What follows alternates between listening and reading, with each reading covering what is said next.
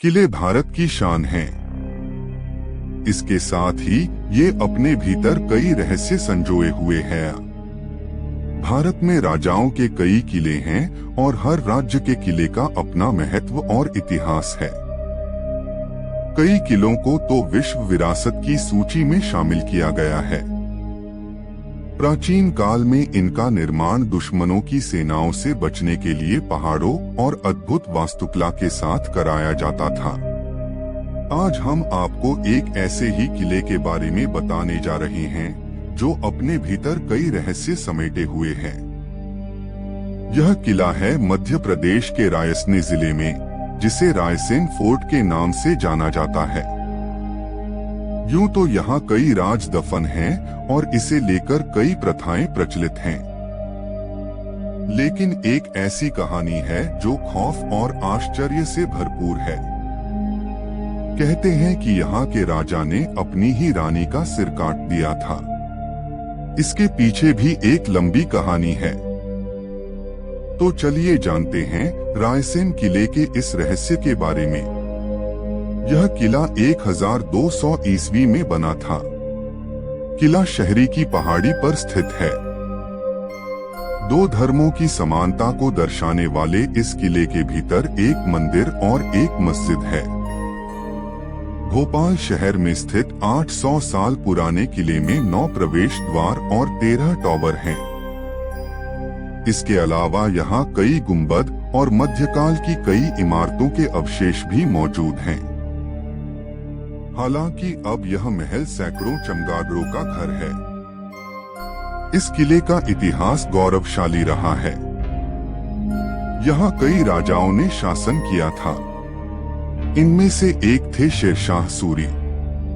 बताया जाता है कि शेरशाह सूरी ने इस किले को जीतने के लिए अपना सब कुछ दांव पर लगा दिया। उन्होंने किले पर राज करने के लिए तोप बनाने के लिए तांबे के सिक्कों को पिघलाया था। अपनी इस मेहनत की बदौलत ही वह किले को जीतने में कामयाब हो पाए। यह भी कहा जाता है कि 1543 ईस्वी में शेरशाह सूरी ने इस किले को जीतने के लिए धोखे का सहारा लिया। बताते हैं कि उस समय इस किले पर राजा पूरनमल का शासन था। जब उसे पता चला कि उसके साथ छल या धोखा किया गया है, तो उसने अपने दुश्मनों से अपनी पत्नी को बचाने के लिए उसका ही गला काट दिया।